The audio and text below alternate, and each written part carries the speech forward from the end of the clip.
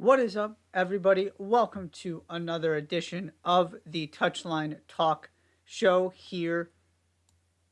Thank you so much for tuning in. As always, be sure to hit the subscribe button so you don't miss any of the content I put out every single week. Good show in store today. Going to start with some of the biggest developments in Europe heading into this international break, and then jump into what I'm going to call kind of the beginning of my MLS playoff preview, do a check in on MLS and break all 29 teams down into tiers and kind of set the stage for this final push for the playoffs as the regular season starts winding down. Before I get to that, though, two big stories to address in the past few days. The first one, of course, Jorge Vilda no longer the manager of the Spanish women's national team. No surprise, this was coming after all of the events that have occurred following their World Cup triumph.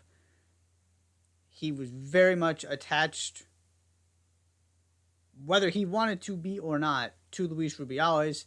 Once Luis Rubiales lost any of his power and was thrown out to the extent that they can throw him out at this point. Obviously, suspended, not fired yet, but we all know where that is going. Vilda just didn't have the support he needed. This was the way this was going to go, but it is now official.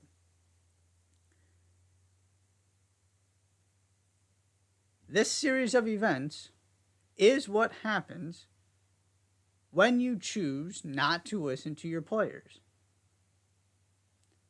Because now it's a really awkward situation where Vilda feels hard done because he won a World Cup and then got fired in large part because of somebody else's behavior.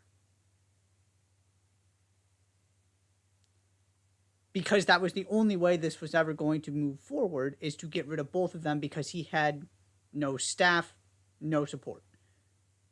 Which was basically the same story when those letters were sent and that group of players decided they weren't going to play for him anymore. That's when the decision should have been made, before you got to a World Cup.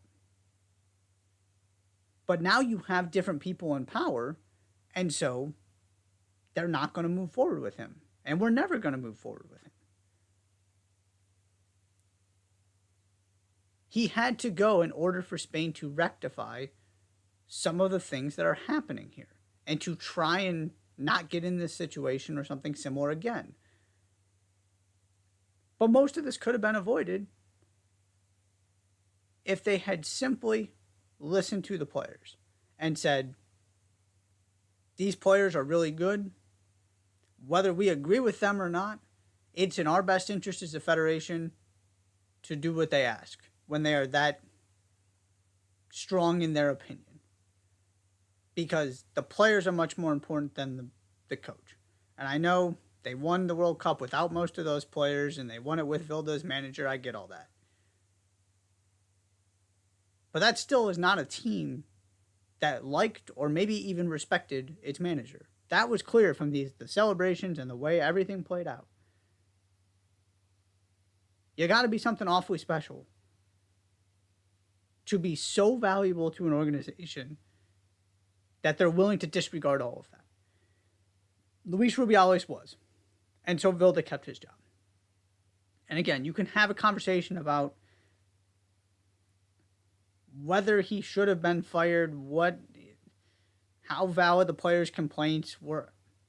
That's neither here nor there at this point. Because the players now have the power. And I made this point once Rubiales decided he wasn't going to resign, and then FIFA eventually stepped in to suspend him. That's the only way you can go at this point. The players are in control when everybody, we're pushing 100, I believe, from the initial boycotters to all the people who signed the petition saying they're not going to play with Rubiales in charge. It's basically your entire national team setup saying they're not going to play. Everybody's on the same page. There's no turmoil between players of different clubs and all that kind of stuff. The players are in complete control. And so Vilda was not going to last. But this all could have been avoided by simply doing the smart thing, whether you thought it was the right thing or not. The smart thing was to say, our players don't believe in our manager. He hasn't done anything to suggest that he is irreplaceable. Our players are pretty darn good. Let's side with the players. It was in your, just not from a moral, even from a moral or ethical standpoint, just from a practical standpoint, that makes more sense. The Federation refused to do that. Rubiales refused to do that. And so now you had this really awkward situation where these players delivered that outstanding performance in the final, and nobody's wanting to give Vilda any credit for it. And then all the other stuff happens with Rubiales, and so here we are. And part of this is that he did get put in a tough spot by Rubiales at the meeting where it looked like Rubiales was going to resign, and then he emphatically said, I'm not resigning. I do feel bad for Vilda in that sense because he couldn't have known what he was walking into. I'm pretty confident he thought he was walking to Rubiales' resignation announcement. And then Rubiales gets up there and he starts basically just publicly declaring Vilda got a pay raise and a new contract. How much you want to buy the explanation that that's what Vilda was clapping for, to each their own on that. But at least it's logical. That was probably the final straw. But I do think it was headed this way anyway. Because you just can't, this is not a sustainable way to run an organization, to have this much tension between the player and the coaches. And in sports generally, the players are going to win. Especially against a coach who doesn't have an awful lot on his resume in terms of, right, this is not Pep Guardiola, this is not Bill Belichick, this is not Serena Wiegman. If you want to keep it more specific to women's soccer, Emma Hayes. This isn't somebody who's won a World Cup, won a European Championship.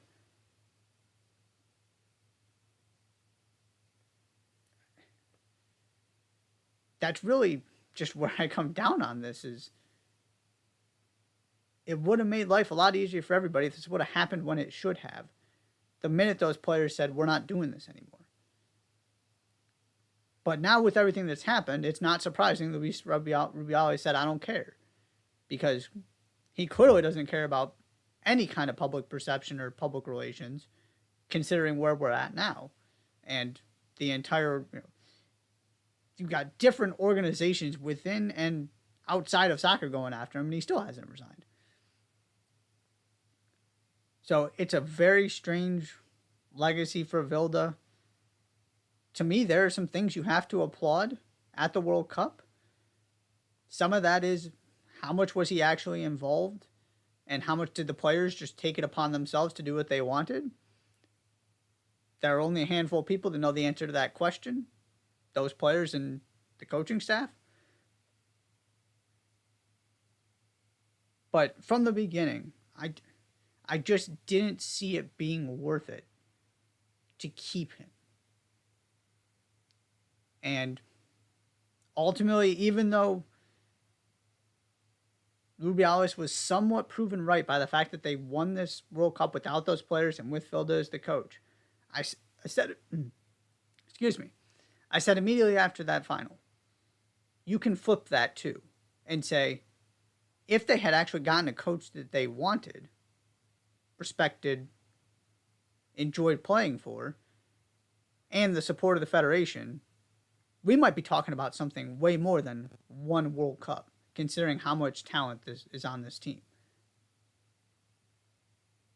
We'll never know. It is what it is.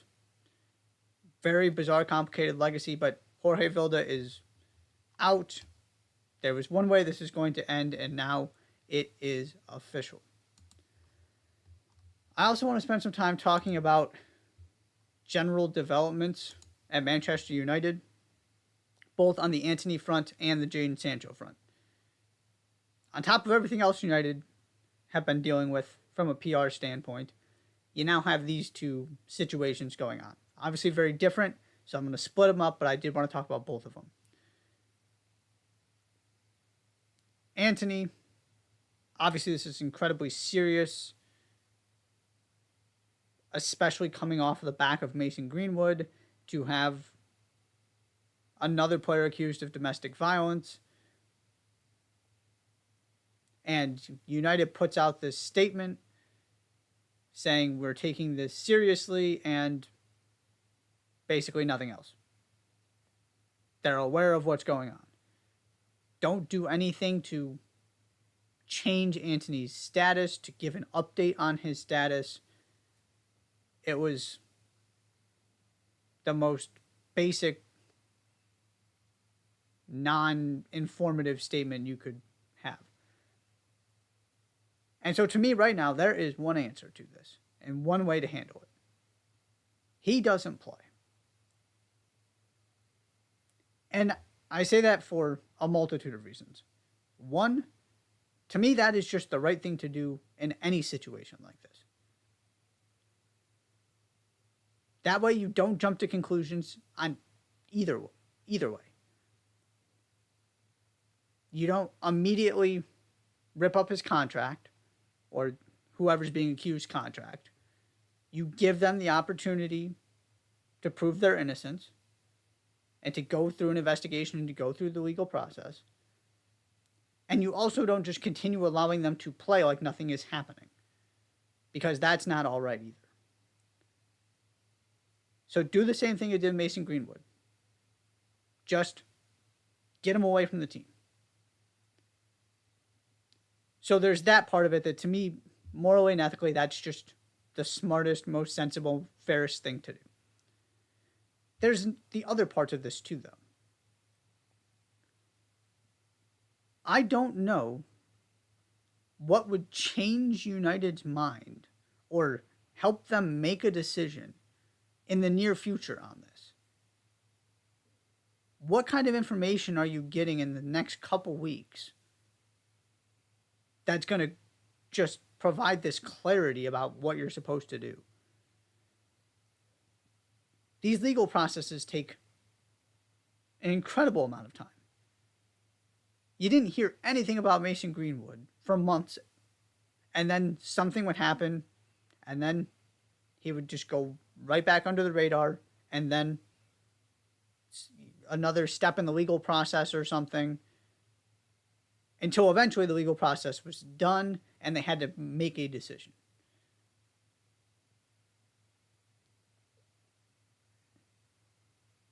I don't know what information is coming 3 weeks from now that's going to change United's mind on how they want to approach this. So make the decision now. And the second part is the public relations part of this, which is, after very much appearing to do a U-turn on Mason Greenwood and to try and convince people, not very well in my opinion, that you had never really truly intended to bring him back, that you were just preparing for all the possibilities, when all the reporting says otherwise. And that it sure seems like United just caved to public pressure to then not take a strong stance by simply saying these allegations are serious, they need to be investigated. While that is happening, Antony is not playing. To have those two things happen on right after one another is a very concerning commentary on where United are in these situations and how they're handling them. Because to me, it says there wasn't a lesson really taken away from the Mason Greenwood situation. And again, they're not the same. There's a lot of things involved in both of them. I'm not trying to lump them together. But I would just think that the inclination would be to get out ahead of it and to take a strong stance and say, we need more information until we figure out exactly what's going on and learn what we can about the situation, hear from Anthony, hear from the victim, hear from the police. We're not putting him on the field. Maybe that's what ends up happening, but to me, it's just not a hard decision to make. Because the longer you take with these kind of things, and the more unsure you are about them, the more you lose the benefit of the doubt, if it's even there still, about you actually caring about this kind of stuff and prioritizing it over the results on the field and over getting talented players to perform for your club.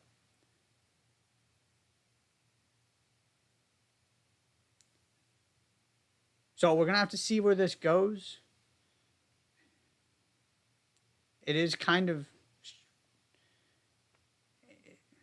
These are never easy. They're never black and white. It's very gray. And I really do try to stay in the middle and not go too far on the he can't ever play for them again, because you just don't know. And everybody deserves their opportunity to tell their side of the story. And from what I've seen, Anthony is maintaining his innocence. He has every right to do that. So you don't want to get into a legal situation where you're unfairly terminating people's contracts either. But nothing says you have to play him. And if you're serious about trying to hold people accountable for these kind of things and to actually get to the bottom of it, and to use a moral compass rather than a monetary one, there is one answer and one way to approach this to me, and that is you immediately make it clear he is not playing until more information is available and you see how the legal process played out. That is the part of it I thought that Manchester United handled well with the Mason Greenwood stuff. Is that there was a support and care for the player without disregarding the severity of what he was being accused of. Because those two things can go together. The question is whether United can actually find a way to do that in this Anthony situation and whether they ultimately choose to do so. The second part of this is Jadon Sancho. And I want to touch on this a little bit as well. Obviously, completely separate situations. But of the things going on at United, not in the squad over the weekend, Erik ten Hag says it's because he didn't perform well enough in training. Jadon Sancho says that's nonsense. There are other reasons.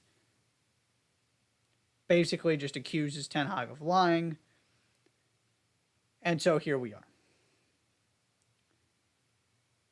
This situation, to me, comes down to two things: knowing your personnel and communication. And here's why I say that. I was reading an ESPN report saying that sources are telling them Erik ten Hag is not backing down from his stance that this was related to Sancho not meeting the standards he wanted in training. If that's the case, why doesn't Jadon Sancho believe that? And why is he willing to go public saying he doesn't believe that? This is not Jadon Sancho complaining about a lack of playing time. That is something different. This is Jadon Sancho upset with his manager for feeling like the truth is being distorted or withheld, whatever word you want to use, and he is being presented in an unfair light.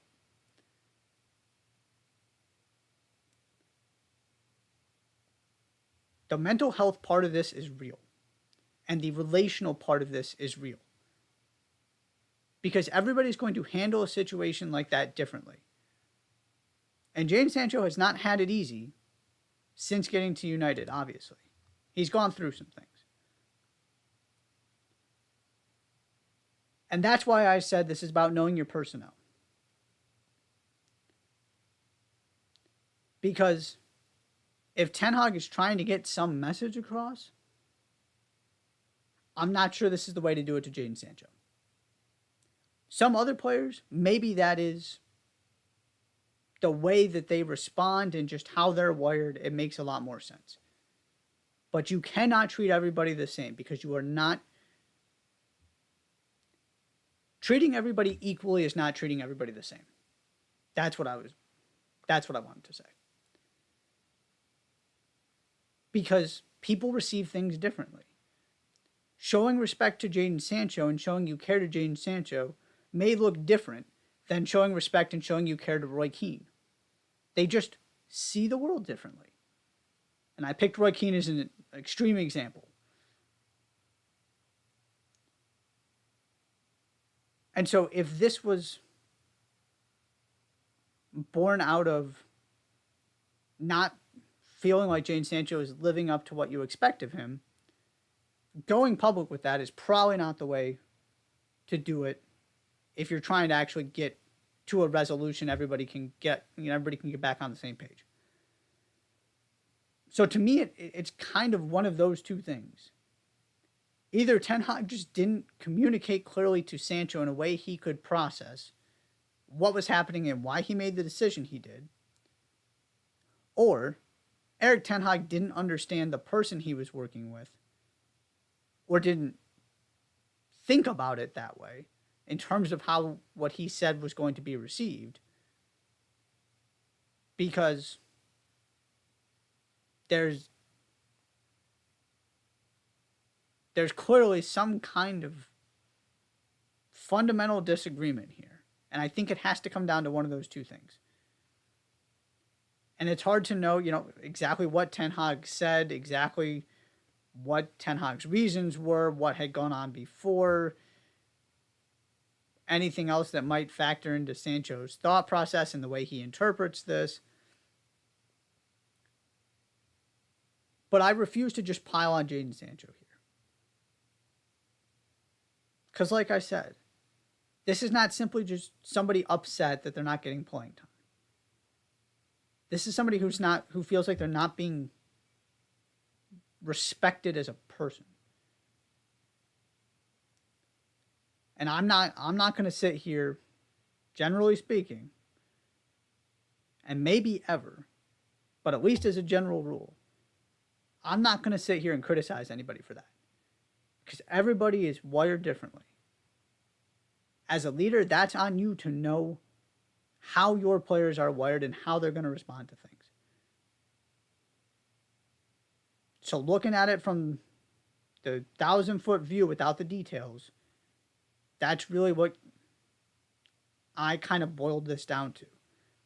And the other thing I'll throw out there, keep in mind the optics of this kind of stuff too, considering everything else that's happened at United. If this continues and Sancho is just left out in the cold, well, for example, Antony has continued to play with these domestic violence allegations. There is that part of it too. That United has had to make some choices on things that are a much bigger deal than Sancho not training well. And I have really respected the way Ten Hag has set a culture and expectations about the way this club operates. The way he handled Ronaldo, in general, the fact that he sat Marcus Rashford on the bench for accidentally sleeping in and missing a meeting. Because if Marcus Rashford can get away with it, why shouldn't everybody else be able to? And he owned it. It was just an honest mistake. It's not a big deal. He came on, did his job. No issue. Mistakes happen. But there is that danger of getting too far onto the other side of this. where you're so focused on the soccer specific stuff that you can lose sight of the people behind it. You can lose sight of the bigger picture and the more life aspect and treating people well. And I'm not saying that's what happened here, but it's just a thought that crossed my mind considering how things have played out at United and the decisions United seem to have made about how to handle all of these different situations that have presented themselves from Ronaldo to everything happening now to Mason Greenwood during Ten Hag's tenure. So we'll have to see where this all goes, both with Antony and Jadon Sancho. But that is my quick thoughts on what has occurred so far.